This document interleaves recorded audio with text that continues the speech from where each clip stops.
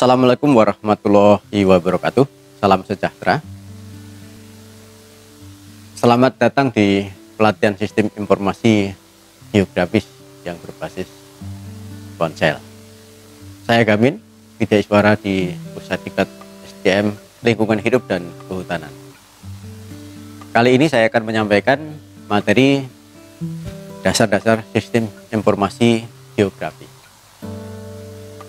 Tujuan pembelajarannya, pada saat teman-teman sudah mengikuti materi ini, kami berharap teman-teman dapat menjelaskan konsep sistem informasi geografis, yaitu menjelaskan perkembangan pengertian sistem informasi geografis dan komponen serta metode yang mendukung bekerjanya sistem informasi geografis.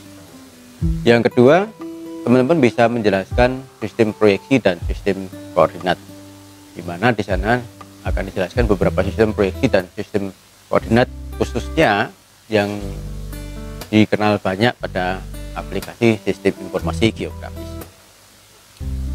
Nah, untuk itu materi yang akan kami sampaikan pokok bahasanya adalah: pertama, konsep sistem informasi geografis.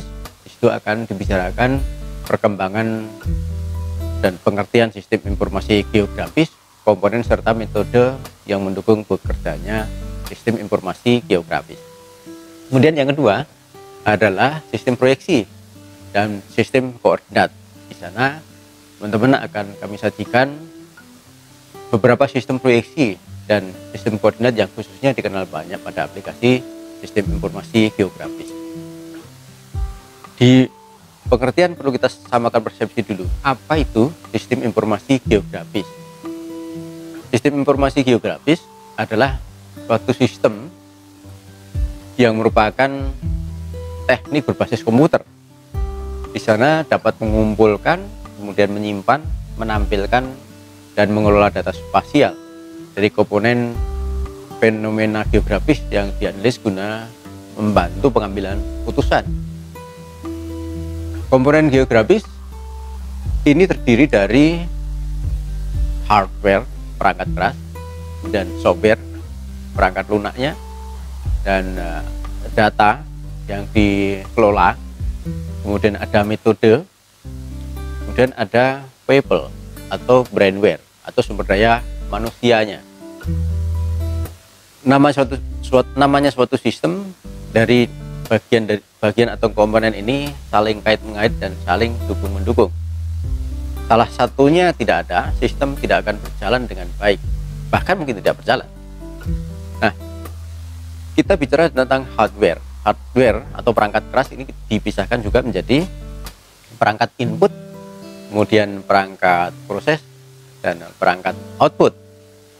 Perangkat input itu ada digitizer untuk mendigit, untuk memasukkan data, kemudian ada scanner, ada global navigation satellite system, baik yang berupa receiver GPS yang khusus atau dari telepon seluler yang kompatibel digunakan untuk pengambilan data lapangan.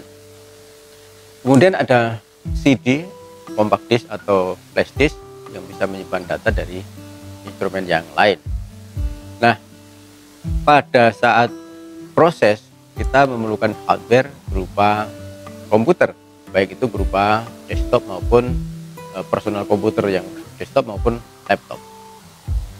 Pada saat output kita memerlukan plotter, mungkin kalau digunakan untuk mencetak peta, atau berupa printer atau monitor, atau kita berupa software soft file yang bisa untuk mengekspor hasil output ini dalam bentuk file, misalnya ke JPEG atau ke PDF.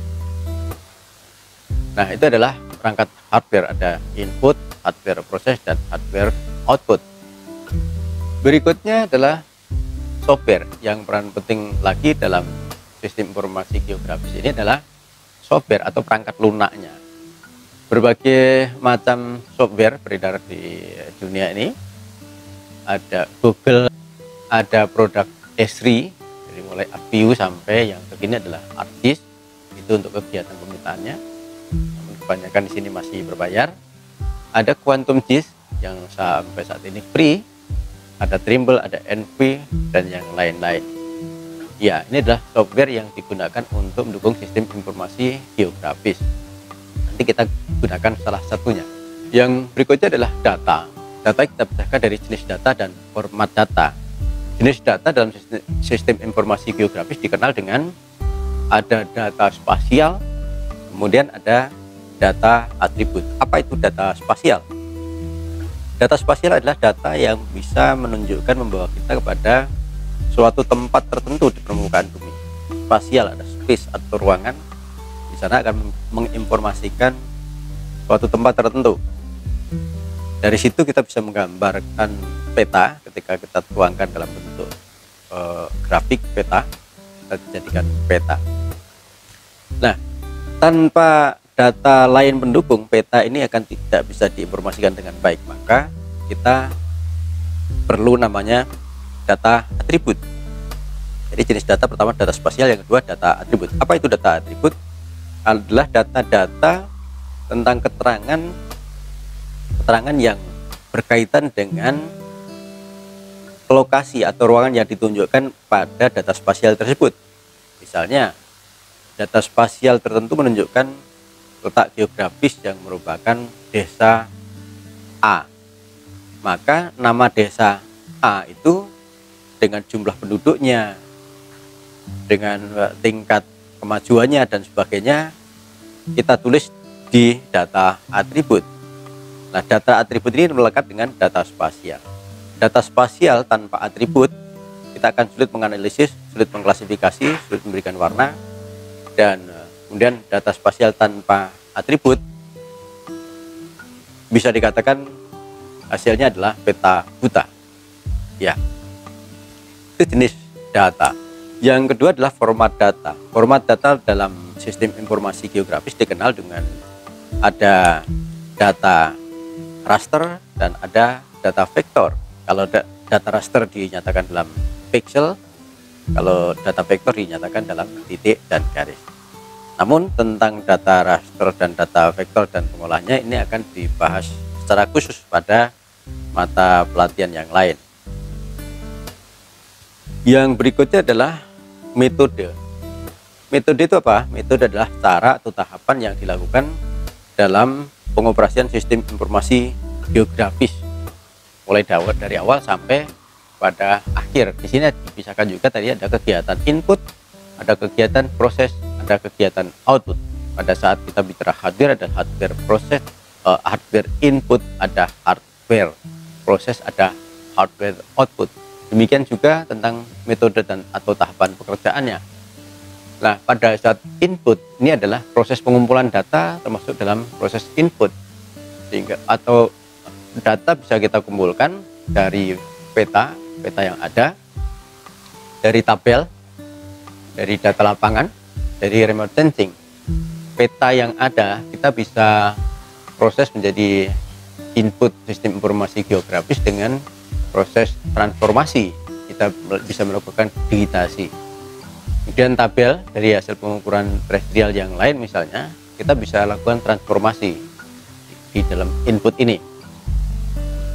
Data lapangan misalnya pengambilan titik menggunakan alat Global Navigation Satellite System, itu bisa merupakan input sistem informasi geografi. Atau dari data citra atau image remote sensing yang lain, baik dari citra satelit maupun dari kompilasi foto yang diambil dengan pesawat tanpa awak, dari drone misalnya, itu bisa merupakan data input yang semuanya perlu proses dan input pada saat input. Nah, ketika data-data ini sudah ada, maka tahapannya adalah kita bisa simpan, kita bisa gabungkan, kita bisa potong sebagian, kita bisa olah dengan mengedit, manipulasi yang seperlunya biar bisa dianalisis, bisa menggabungkan, bisa memberikan buffer dan sebagainya. Nah, ini adanya di proses, dan ini bisa di-linkkan dengan sistem-sistem GIS yang lainnya. Yang ketiga adalah tahapan output. Dari hasil-hasil proses tadi tentunya sebagai alat bantu pengambilan keputusan, jadi sistem informasi geografis menghasilkan sesuatu. Nah, ini bisa kita tampilkan di dalam output. Penampilannya bisa berupa layar di monitor, ya, kemudian bisa dicetak dalam bentuk peta, atau bisa dibuat laporan, kemudian bisa juga dalam bentuk statistik dari data-data analisis informasi geografi ini, atau dalam bentuk model yang lain. Ya, jadi yang diinput di dalam proses input kemudian diproses tadi, selanjutnya hasilnya seperti apa harus dikomunikasikan atau disemanasikan kepada penggunanya. Ya, ini adalah metode atau tahapan kita dalam sistem informasi geografi. Komponen yang lain lagi adalah people atau manusia atau brainware-nya. Kalau tadi ada software, ada hardware, ini ada brainware. Siapa dia? Dia adalah man behind the gun-nya, adalah manusia yang ada di balik perangkat software, hardware, dan data serta metode itu. Penggunanya harus kompatibel dengan hardware dan software yang ada. Jadi sumber daya manusia yang menguasai software, hardware, dan metode untuk mengelola data yang ada, sehingga sistem informasi geografi menghasilkan keputusan yang diharapkan. Nah, teman-teman mempelajari bagaimana penggunaan hardware, bagaimana penggunaan software dan metode untuk mengelola data, seperti ikut pelatihan ini. Tapi ini adalah upaya untuk mengupgrade brainware-nya. Ya, tanpa pengguna yang baik, hardware, software, data, dan metode yang bagus pun tidak akan menghasilkan keputusan yang baik pula. Itu tadi bahasan mengenai pengertian sistem informasi geografi. Yang kedua adalah sistem proyeksi dan sistem koordinat. Apa itu sistem proyeksi? Kalau kita lihat definisi proyeksi, adalah suatu sistem yang memberikan hubungan antara posisi titik-titik di bumi dan di peta. Karena permukaan bumi secara fisik tidak teratur, sehingga sulit sekali untuk melakukan perhitungan-perhitungan dari hasil ukuran. Dalam sistem proyeksi ini ada beberapa pemisahan. Jadi proyeksi menurut jenis bidang, kemudian proyeksi menurut kedudukan bidang proyeksi, kemudian menurut jenis unsur yang bebas atau distorsi atau biasnya, dan juga proyeksi yang modifikasi atau gabungan dari beberapa proyeksi tersebut. Nah, di proyeksi menurut jenis bidang ada proyeksi asimutal atau datar, kemudian ada proyeksi kerucut, ya, dan proyeksi silinder yang kemudian menganggap bumi seperti bola yang dimasukkan ke dalam tabung menjadi seperti tabung. Yang berikutnya adalah proyeksi menurut kedudukan bidangnya. Ya, ada proyeksi yang miring, ada yang transversal, ada yang normal. Ya, menurut kedudukan bidangnya. Kemudian menurut jenis unsur yang bebas atau distorsinya, proyeksi ada 3 pula, ada yang konform, ada equivalent, dan equidistant.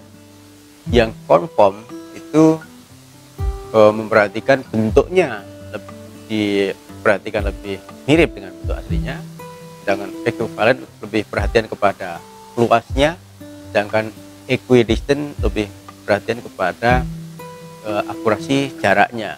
Mengingat kita sulit sekali menentukan ukuran-ukuran yang bagus ketika kita menggunakan sistem proyeksi. Yang berikutnya adalah proyeksi menurut modifikasi. Jadi penggabungan dari proyeksi-proyeksi menurut bidang, menurut kedudukan bidangnya, dan menurut jenis yang bebas tadi. Nah, di sini ada beberapa, tapi yang akan dibicarakan banyak adalah proyeksi Mercator. Dia merupakan gabungan Ya, ini yang dimasukkan di dalam tabung kemudian menyinggung 2 meridian kutub tadi ya. Nanti ini akan ditemui lebih banyak di dalam aplikasi sistem informasi geografi. Yaitu tadi proyeksi menurut jenis bidang, menurut bidang proyeksi, menurut jenis unsur yang bebas, dan proyeksi modifikasi. Yang berikutnya adalah sistem koordinat. Apa itu sistem koordinat? Adalah suatu cara atau metode untuk menentukan letak suatu titik di dalam grafik. Ada sistem koordinat kartesian, ada sistem koordinat kutub. Di mana sistem koordinat kartesian kita melihat kepada salib sumbu, di mana ada sumbu yang mengarah ke utara dan selatan, dan ada sumbu yang ke barat ke timur. Ya, ada sumbu X, ada sumbu Y. Sementara koordinat polar ini ada terpusat pada suatu titik tertentu. Bagaimana koordinat yang kartesian? Di dalam koordinat kartesian kita mengenal koordinat X dan koordinat Y. Ada sumbu X dan ada sumbu Y. Dari suatu titik dalam koordinat kartesian bisa dinyatakan formatnya adalah dinyatakan angka X-nya berapa, kemudian Y-nya berapa, tidak dibolak-balik. Sementara pada saat koordinat polar atau kutub, posisi relatif terhadap suatu titik kutub 0 dan sumbu polar yang diberikan dan berpangkal pada 0. Formatnya adalah dinyatakan dalam jarak dan kemudian diikuti asimut atau sudut, atau sebaliknya dinyatakan dalam sudut kemudian diikuti jarak. Visualisasi dari koordinat kartesian adalah misalnya dalam sumbu X dan Y, letak titik A dari titik O. Maka dalam koordinat kartesian dinyatakan bahwa letak titik A adalah dinyatakan dengan sumbu X dan Y, di mana X adalah jarak titik A terhadap sumbu Y. Sumbu Y adalah yang melintas dari utara ke selatan, atau dalam peta itu adalah dari bawah ke atas. Kemudian dinyatakan pula letak titik A menurut Y adalah jarak titik A terhadap sumbu X, pergerakan dari sumbu X, sehingga dinyatakan titik A adalah koordinat X-nya sekian, Y-nya sekian. Ini dalam koordinat kartesian. Sementara ketika di koordinat kutub, maka letak suatu titik dinyatakan dalam jarak dan besaran sudut. Kalau dengan koordinat kutub, maka letak titik A kemudian dinyatakan dalam sudut atau asimut dan jarak. Sistem koordinat global, pun semuanya sebenarnya kita dinyatakan dengan kartesian karena ada sumbu mendatar dan ada sumbu vertikalnya. Kalau di dalam bola dunia atau peta dunia, sumbu horizontalnya adalah pada ekuator atau garis khatulistiwa, sedangkan sumbu vertikalnya disepakati oleh para pendahulunya. Kita menggunakan garis bujur yang melintasi kota Greenwich di Inggris, ada meridian tengahnya. Sistem koordinat global kemudian secara geografis dinyatakan dengan besaran derajat, jadi derajat, menit, detik. Bola dunia dibagi penuh sekeliling satu lingkaran adalah 360 derajat, sehingga dinyatakan di meridian tengah tadi, bujur meridian tengah pada garis yang melewati Greenwich diberikan 0, kemudian ke timur membesar sampai 180 derajat, ke barat mengecil sampai 180 derajat. Sementara lintangnya atau latitude-nya itu dari khatulistiwa kemudian ke selatan bisa dinyatakan menjadi min 30, min 60 sampai min 90 dan seterusnya. Ke utara dinyatakan jadi positif, ya, dinyatakan menjadi positif dalam derajat dari 0 derajat sampai 90 derajat. Ini kalau koordinat geografis. Yang lebih dikenal lagi yang lain adalah koordinat UTM, Universal Transfer Mercator. Ini merupakan salah satu proyeksi peta yang dikenal dan sering digunakan sampai saat ini pula. Pada sistem proyeksi ini didefinisikan posisi horizontal dalam dua dimensi, X dan Y. UTM dengan menggunakan proyeksi silinder transversal yang konform memotong bumi pada dua meridian standar. Ini UTM tadi adalah proyeksi yang modifikasi. Di sini seluruh permukaan bumi dalam sistem koordinat UTM dibagi menjadi 60 bagian yang kemudian disebut zona. Setiap zona dibatasi dua meridian sebesar 6 derajat dan memiliki meridian tengah sendiri yang diberikan angka sendiri, angka 500.000 ya. Nah, dalam perwujudannya dunia dibagi habis menjadi 60 zona. Jadi bola bumi yang 360 derajat dibagi habis menjadi 60 zona, di mana satu zona dari pergerakan barat ke timur dibatasi dengan meridian 6 derajat. Ya. Sehingga dari bujur barat min 180 atau 180 bujur barat sampai 174 bujur barat adalah zona 1. Zona 2 dimulai dari 174 bujur barat hingga 168 bujur barat. Demikian seterusnya hingga zona yang ke-60 adalah 174 derajat bujur timur sampai 180 derajat bujur timur. Ini di zona-zona. Kemudian batas lintang di dalam sistem koordinat ini adalah 80 derajat lintang selatan hingga 84 derajat lintang utara. Setiap bagian derajat memiliki lebar 8 derajat untuk lintangnya, yang pembagiannya dimulai dari 80 derajat lintang selatan ke arah utara. Ya, bagian derajat untuk lintang dinotasikan mulai dari C, D, E, F terus ke arah utara sampai X, namun tidak menggunakan huruf I dan O karena mungkin akan membingungkan ketika I ketemu angka 1 dan O ketemu angka 0. Jadi bagian derajat 80 derajat lintang selatan hingga 72 derajat lintang selatan diberikan notasi C, artinya per 8 derajat tadi, dan seterusnya.